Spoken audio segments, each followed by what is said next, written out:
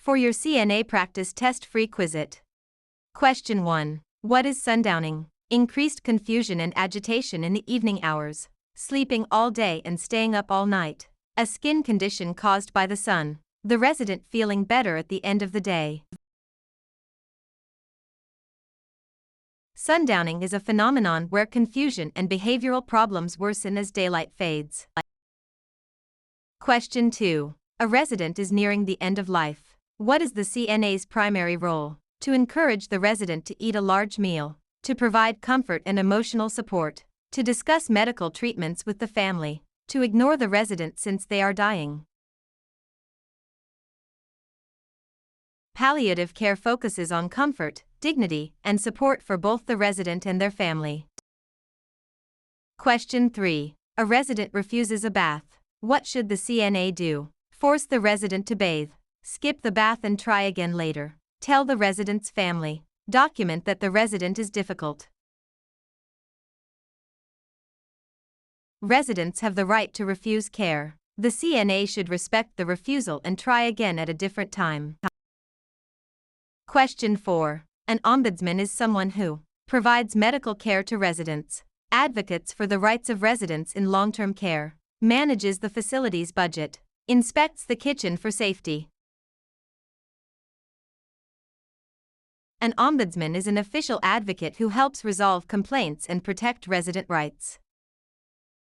Question 5. If a resident is in a vest restraint, how often must they be checked? Every 15 minutes, every hour, every 2 hours, once per shift.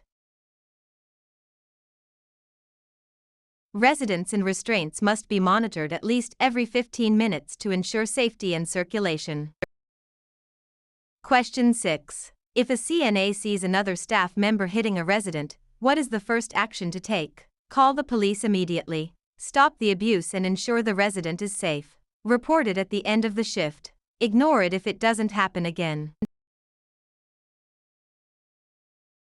Safety is the priority. The CNA must intervene to stop the abuse immediately.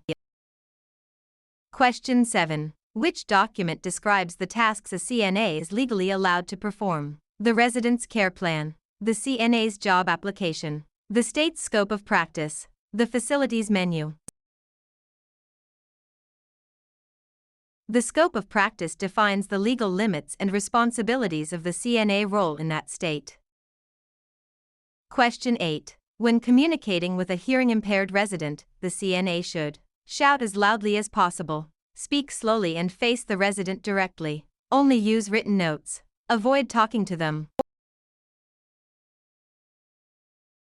Facing the resident allows them to see your lips and facial expressions, and speaking clearly helps communication.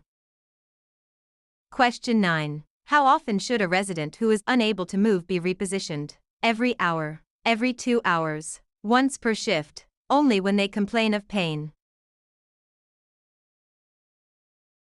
To prevent pressure ulcers, immobile residents should be repositioned at least every 2 hours. Question 10. What is the most effective way to prevent the spread of infection? Wearing gloves at all times, washing hands frequently, using antibacterial spray on everything, keeping all residents in their rooms. Hand washing is the single most important practice in preventing the spread of infection. Question 11. When should standard precautions be used? Only for residents with known infections, only when the resident is coughing, for every resident at all times, only when the nurse tells you to. Standard precautions are designed for use with all patients to reduce the risk of transmission of pathogens. Question 12. Which of the following is a normal part of aging? Loss of all memory, slowed reflexes and reaction time, incontinence, constant pain. While some decline is normal, like slower reflexes, things like total memory loss or incontinence are not normal parts of aging. Question 13. What is the primary goal of restorative care? To perform all tasks for the resident, to help the resident regain or maintain the highest level of function, to cure the resident's illness, to move the resident to a hospital. Restorative care focuses on helping residents maintain or regain their independence and physical function. Question 14. What is the proper method for cleaning the perineal area of a female resident? From back to front, from front to back, in a circular motion, with a scrub brush. Cleaning from front to back, cleanest to dirtiest, prevents the spread of bacteria from the anal area to the urethra. Question 15. What should a CNA do before entering a resident's room? Walk right in, knock and wait for permission to enter. Call out the resident's name from the hall. Check the resident's chart. Knocking is a matter of respect and privacy for the resident's home. Question 16. Which of the following is an example of objective data? The resident says they have a headache. The resident's blood pressure is 120/80. The resident feels nauseous. The resident is worried about their family. Objective data is observable and measurable information, such as vital signs. Question 17. A resident is choking and cannot speak or breathe. What should the CNA do? Perform the Heimlich maneuver, abdominal thrusts. Offer the resident a glass of water. Wait for the nurse to arrive. Hit the resident on the back. Abdominal thrusts are the standard emergency procedure for a conscious person with a complete airway obstruction.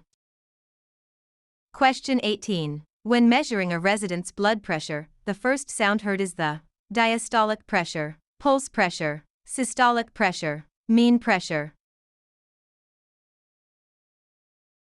The systolic pressure is the top number and represents the pressure when the heart contracts. Question 19. Which pulse site is most commonly used for taking a routine pulse? Carotid, radial, brachial, apical. The radial pulse, at the wrist, is the most common site for measuring heart rate in adults.